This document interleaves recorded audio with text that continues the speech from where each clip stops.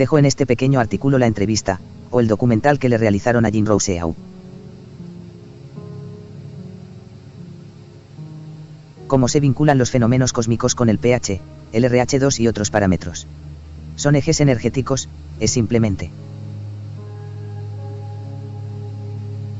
Hoy se mira todo desde el punto de vista químico y materialista, pero en realidad no es así, en absoluto. Detrás de todo ello hay energía, y es la energía la que condiciona la materia. Ese es el problema. Evidentemente, si publicas todo ello en contra de las teorías oficiales, no eres bienvenido. Hoy es imposible debido a la especialización de la ciencia. En el fondo, los temas que me han interesado realmente son los problemas del agua, la agricultura, y la calidad alimentaria.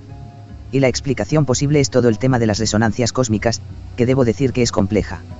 Pero que es lógico, y coherente, mientras que lo que se reconoce oficialmente hoy, lo siento pero no lo es. La bioelectrónica ha conocido un cierto auge, pero siempre bajo la hostilidad del ámbito oficial, al que molesta. Porque hoy no hay que ocuparse del terreno, sino del microbio, hay una fobia microbiana muy marcada. A pesar de que cualquier forma de vida evolucionada es una simbiosis entre el ser en sí, y las formas inferiores de vida. Pero de esto no se puede hablar, las formas inferiores de vida hay que destruirlas todas. En fin, ahí está el resultado, no suele ser demasiado espectacular, ni esperanzador. Esta es en el fondo la dificultad con la que se encuentra la bioelectrónica, te dicen las cifras varían, no tienen sentido. Las cifras dependen de las variaciones del medio exterior, cósmico. La bañera de Jean Rousseau. Intenté realizar lo que había constatado en diferentes fuentes de agua de manantial. Yo había hecho estudios en Fuente Romeo, Pirineos franceses, en fuentes que surgían directamente del terreno rocoso. Donde surgía el manantial en un terreno granítico a 1800 metros de altitud, no había nada por encima, por lo que era fiable lo que medía. Y la comparé con otras 4 fuentes, 2 consideradas milagrosas, que estaban en la etapa en la que se paraban los peregrinos de Santiago de Compostela, la fuente del Ermitaño, y la fuente de San Pedro, que comparé con la fuente Alginebre un poco más abajo, y otra fuente en una casa que había alquilado para las vacaciones. Todas estas fuentes salían directamente de la roca, sin nada más, constaté las diferencias que en principio no eran muy grandes. La temperatura de las 2 fuentes consideradas milagrosas, eran de 4 grados centígrados. Este es el punto de inversión del pH. 4 grados es el punto de inversión del pH. En esa temperatura se pasa del ácido por debajo, al alcalino por encima. Estas fuentes han tenido siempre pH 6,95, 7,2, y 7,5, como mucho. La temperatura es 4 grados centígrados, y por lo tanto el pH es de 7. Las otras tenían una temperatura de 1,6, o 6 y 7 grados centígrados. Y eran un poco ácida, 6, 6 y 6, 6 y 7, siempre un poco ese variable. Como es lógico, la resistividad era igualmente diferente. En las 2 fuentes milagrosas la resistividad era superior a 20.000 MHz, y las otras 2 de 12.000 a 15.000, todo esto un poco variable. Pero lejos de los 20.000 MHz, no era una diferencia enorme, pero era una diferencia.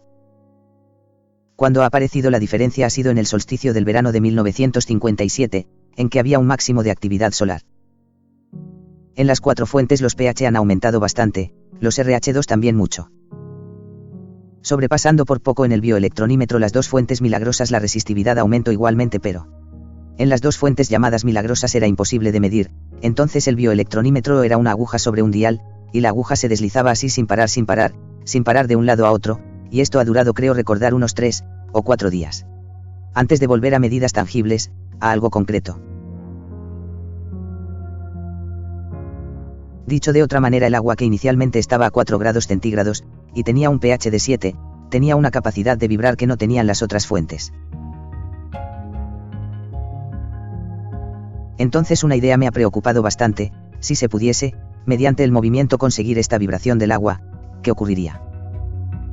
Y esto es lo que he intentado hacer a través del movimiento, en una bañera con 2 rotores de eje vertical, girando en sentido inverso. Así, entre ambos rotores, el agua tiene que ser isoeléctrica al principio, es decir, la suma de todas las cargas positivas igual a la de las negativas. Siempre midiendo había un polo positivo, y un polo negativo, que desaparecían con el movimiento, a la vez que el agua se cargaba, y que en la zona intermedia había un gran aumento de resistividad eléctrica. La resistividad eléctrica se mide en ohms por metro. Su valor describe el comportamiento de un material frente al paso de corriente eléctrica, Un valor alto de resistividad indica que el material es mal conductor, mientras que un valor bajo indica que es un buen conductor. Según la ley de Ohm, un dispositivo tiene una resistencia de 1 ohmio si una tensión de 1 voltio produce una corriente de 1 amperio. ¿Qué puede provocar este agua? ¿Qué puede aportar a nivel humano? Porque yo no tenía tampoco la menor idea. Primero la he probado yo misma, por supuesto, antes que con otras personas, porque había que ver qué pasaba. Había de hecho una acción tónica de regeneración muy sorprendente, es decir, prefiero no definirlo de manera demasiado concreta. Pero yo pensaba, esto parece que provoca algo. Si me lo permite, quería preguntarle sobre el mecanismo de la bañera. ¿Cómo hizo para conseguir un efecto análogo al de las aguas milagrosas? Tiene 2 rotores de eje vertical que giran en sentido inverso. Es perfectamente medible bioelectrónicamente. Al principio un polo negativo en el sentido horario inverso, y un polo positivo en el otro sentido. Esto implica una zona isoeléctrica. En las fuentes milagrosas pasaba lo mismo. Las fuentes tenían pH 7, y en un punto de inversión del pH. Yo nunca he intentado hacer milagros, pero suponía que debían de existir propiedades específicas. Y efectivamente las había, pero se trata de un problema científico y religioso. Pero ¿cómo valoró los resultados para los que utilizaron la bañera, por ejemplo, con una niña que se curó en 3 semanas? En todo caso no tenía ninguna especificidad a nivel terapéutico, lo que hacía era provocar reacciones excretoras, que variaban en función de las personas. Las más rápidas y espectaculares eran las reacciones intestinales de eliminación cuantiosa. O también urinarias, de nuevo con una eliminación cuantiosa, pero lo más espectacular eran las reacciones intestinales, también urinarias, pero sobre todo intestinales. Era realmente un desbloqueo, dicho de otra manera, no se aplica a una terapia específica. Es una acción eliminatoria. Evidentemente, si se eliminan toxinas, algo tiene que mejorar. ¿Y cómo explica esa reacción eliminatoria en el cuerpo que está en esa zona isoeléctrica? Sabe, hoy se valora todo a nivel químico, pero en realidad hay que pensar a nivel energético. Este patrón espiral que encontramos en todos los elementos vivos, pone en juego un doble aspecto energético. ¿Cómo se forma un remolino? No he sido yo, ha sido definido por Charles Laville. Es necesario una masa fluida, en translación puede ser gaseosa, líquida, o contener partículas sólidas. Sobre esas masas en traslación se ejercen tangencialmente fuerzas no simétricas que conforman un par de rotación. Así es que es al mismo tiempo una traslación y una rotación, pero de este sistema de corriente no se ocupa nadie. Ha sido observado también que el tejido de las membranas está formado por 2 capas de células lipidiadas orientadas en sentido inverso. Es un sistema para mantener la corriente a nivel humano. El elemento motor es el corazón, por supuesto, también dividido en 2. Un lado venoso y otro arterial. Hay una diferencia y después este paso a través de microcélulas constituidas por la red de membranas. A causa de las condiciones actuales de vida, de la alimentación y de los campos electromagnéticos a los que estamos sometidos, se produce un bloque progresivo de este sistema, tanto a nivel de nutrición como de eliminación. Entonces, en un estadio determinado se desencadena el problema. Dicho de otra manera, las diferentes especificidades terapéuticas de hoy y sus enfermedades tienen un origen común, que es este bloqueo o taponamiento que en un cierto estadio se desencadena. De una u otra manera dependen de los individuos, de su resistencia, de sus condiciones de vida y demás. Hay una diferencia entre positivo y negativo, que dejan de estar en armonía. Exacto, es un bloqueo, y entonces la bañera restablecía el sistema entre los dos. Hemos reducido la velocidad de los rotores a 70, y 2, que es una cifra que encontramos en diferentes lugares. El ángulo de la Gran Pirámide es de 72 grados. Después hemos hecho un cálculo basado en el movimiento de la Tierra en el que vuelve a aparecer el 72. Quizás sea también para estar en armonía con los latidos del corazón. Si armonizar con los latidos del corazón. Había una predominación de problemas digestivos o nerviosos, eran muy diversos. Había una mejora sistemática en todos los casos y era sorprendente. Había raramente un cambio total, incluso en el aspecto, el color de la piel, un verdadero rejuvenecimiento. En un organismo hay un intercambio continuo de nutrición y eliminación. Si hay taponamiento, el sistema de intercambio que ocurre. A ambos lados del sistema de intercambio los ambientes evolucionan en sentido inverso.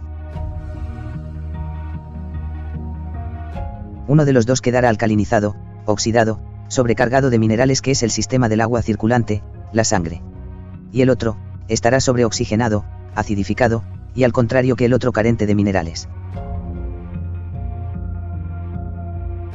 Se producen estos dos ambientes que evolucionan en sentido inverso. Es lo que pasa si tomamos el caso más grave con el cáncer.